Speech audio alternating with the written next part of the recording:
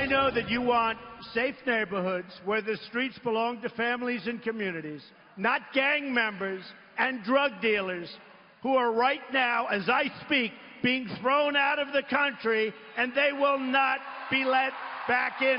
We will have strong borders again. We've taken historic action to secure the southern border, and I've ordered the construction of a great border wall, which will start very shortly. That was President Trump taking his message directly to you, the American people, over the weekend, promising to secure our borders and make America's neighborhoods safe again. Earlier today, the Department of Homeland Security, they unveiled new immigration enforcement guidelines. By the way, not new laws, because the laws are already on the books. Joining us now, the editor-in-chief of LifeZette, Fox News contributor, radio talk show host, nationally syndicated, Laura Ingraham. People, I don't think, understand what conservatism means. Let me just give me a second to lay this out. Here's what I want from my fellow Americans. I want our borders and our country safe and secure from those who want to bring drugs and gangs and radical Islamic violence to our country. You know what? There's 13 million more Americans on food stamps. I want them to get off and have a job. 8 million more in poverty. I want the American dream for them.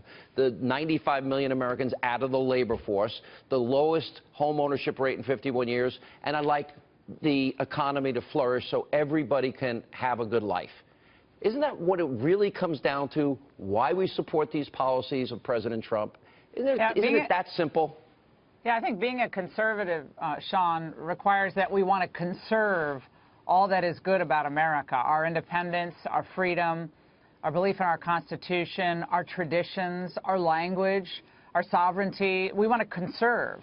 We want to conserve the good stuff. And when we have a rampant gang culture fueled in part by illegal immigrants in the United States, not all illegal immigrants, but a shocking number just in Northern Virginia, where just a few days ago we had a mass arrest in Northern Virginia of 10 individuals, including illegal immigrants, who became part of what is MS-13. You've talked about it, one of the most vicious, violent gangs in the world, fueling the most savage violence in Northern Virginia.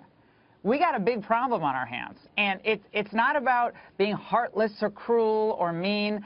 What Donald Trump is doing now as president is fulfilling his promise to do a better job at keeping Americans safe. It doesn't mean it's going to be 100% safe. It's never going to be that.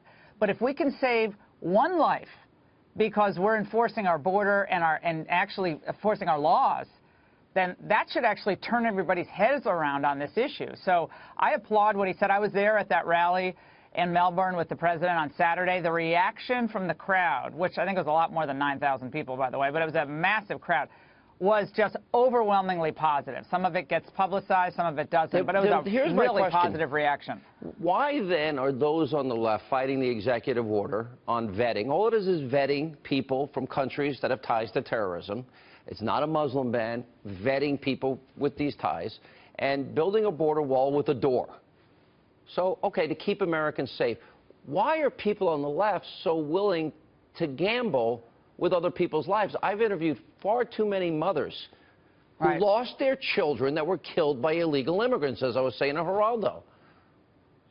Well, I think for a lot of the activists, the real hardcore radical activists on the left, Sean, borders are a thing of the past. Borders are passé and antiquated devices and designs of a bunch of old dead white guys, the framers, who believed in a republic as something special and different, with a set of laws that uniquely invested us with an opportunity to pursue happiness and pursue our freedom and our own individual pursuits as Americans, that America was special. So a lot of these folks truly do not believe America is exceptional. So what do they believe? They believe America, government, this globalist utopia, European Union? They believe we have to pay for our sins, our crimes against humanity, our colonial past. We have to pay. And if it means a bunch of Americans have to die because of this, well, so be it. I really believe they think that people like you and myself and millions of Americans who believe in borders and a national language, that we are far more frightening than an MS-13 gang member who literally decapitates people. How do you, if you're advising President Trump and his campaign, they've attacked everybody around him. The media's declared war on him. Yeah. How do you advise him to deal with this? I think he has to stay really firm in his resolve to do what he pledged he was going to do. We cannot allow Congress to slow walk major pieces of legislation. They have to get the Obamacare repeal and replace done. They cannot delay that, because then, Sean, as you know, that might delay tax reform because of the way the two pieces of legislation are set up. He has to move forward on that. The border is part of it. Enforcement is part of it. He's doing what he said he was going to do. Do you believe Keep Ryan's timetable, when I interviewed him the other night, 200 days, does it? I think they have to move faster than that. I think you're giving the left a lot of running room to create more chaos, disrupt the process, and make the nation ungovernable. I think you have to move fast but smartly. Laura, always good to see you. Thank you. Good to see you, Sean. Appreciate it.